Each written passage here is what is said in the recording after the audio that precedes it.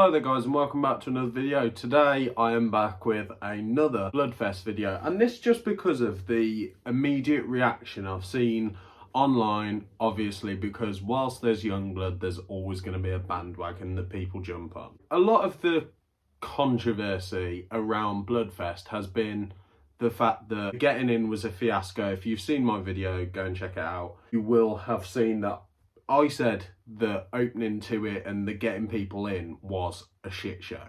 And I said that there should have been water provided, there should have been more shaded areas. Neither me and my girlfriend are disabled, so I can't really talk about accessibility because there was apparently issues with that, and that is completely fair enough. I can see how there would be, because just the layout of the venue, like, yeah, there's smooth paths all the way around it, but getting down to the actual arena, I imagine, would be pretty difficult, and I wasn't looking for areas where people in wheelchairs and stuff could get down there. But I did see people in wheelchairs in the arena, like near the stage, so I assume there was ways about it. Personally, I can't vouch for how difficult that would have been. But the main issues that have been in the media have been about how people passed out due to being in the queues for so long.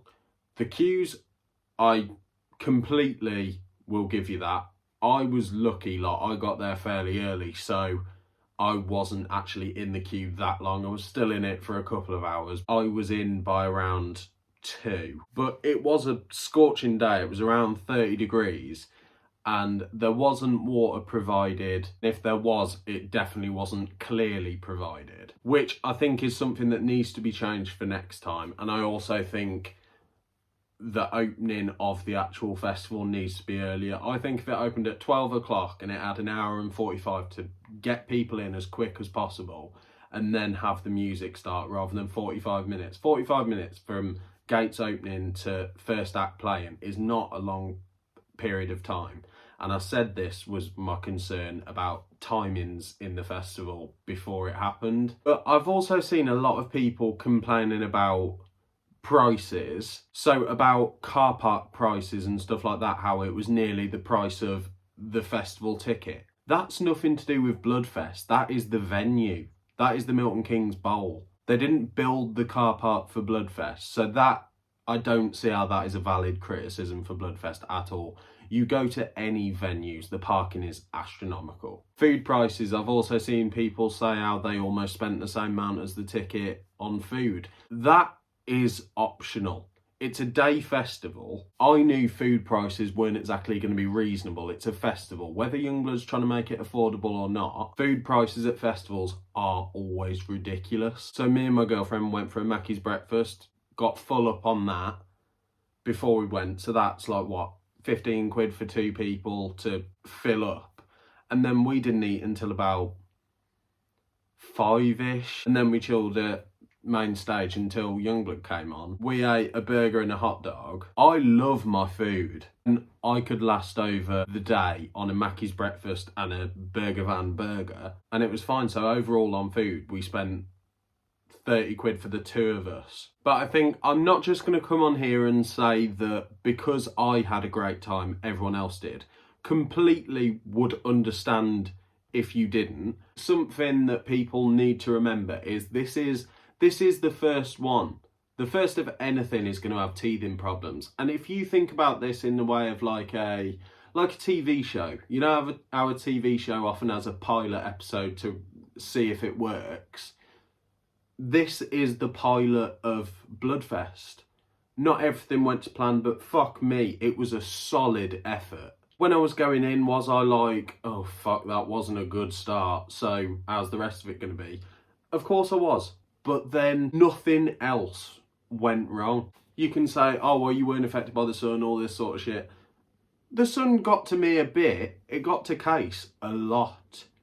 But I think a lot of this is people loving to hate on Yungblud, because a lot of people are forgetting that this festival was getting hate before it had even happened.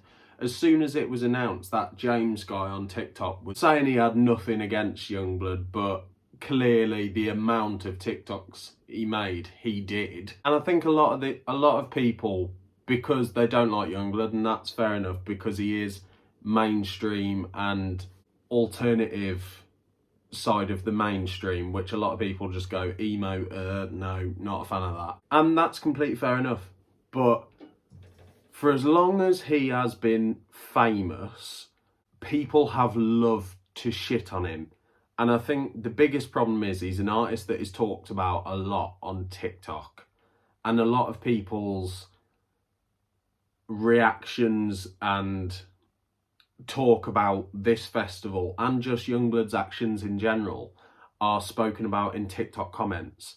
Now, I'm not ignorant enough to go, oh, well, completely disregard it. Not at all. If I put something in a TikTok comment section and people are like, well, that's not true because it's on TikTok, I wouldn't respect that at all.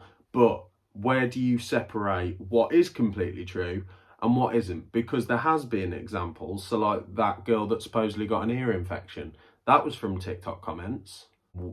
Where's the fucking proof of that? And I think a lot of people did just want this to fail because they don't like Yungblud, but who cares? I don't like Drake. If he started a festival, would I be like, oh my God, I really hope this fails? No, I just wouldn't go to it. I can't stand Matty Healy. But if he started a festival, he's a really successful musician. Do I hate on him? Do I pray that the 1975 never tour again, never sell another album? No, of course I don't. I just don't buy them. And I think it's really unfair to discredit Dom for something that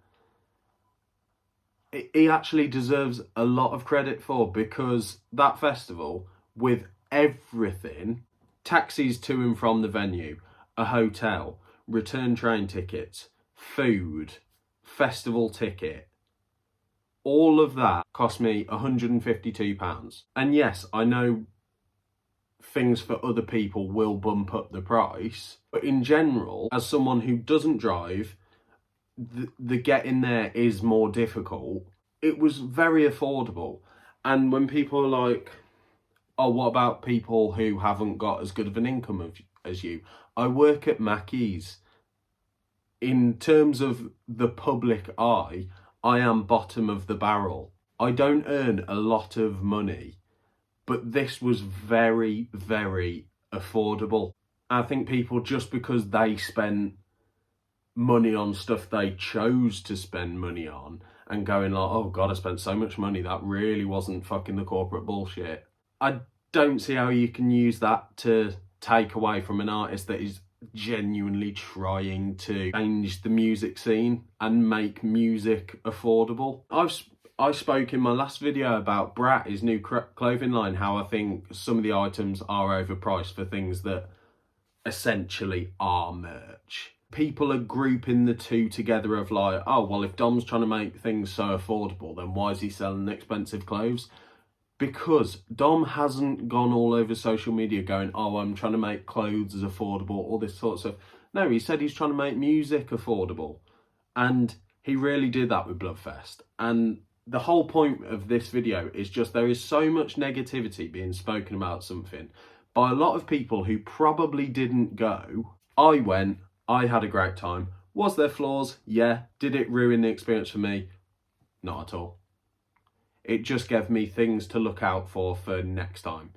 Bring a shit ton of water. Make sure you bring sun cream. And realistically, that was it. And if there was anything else that I was just like, oh, that wasn't great about the festival, the actual organising, the running of the festival, I gladly would say it. Because I was expecting a lot more fuck-ups than happened to happen. I just think people who were there, who had a great experience, should be able to voice that as people. Dom clearly worked his arse off for this, and it showed, and I don't see how people can try and tear it down so much because of a few flaws. Like Case suffered a bit from sunstroke. She was really struggling with the heat, to the point that she had to lie down in a shaded spot behind one of the bars when I went and watched The Damned and actually met Dom.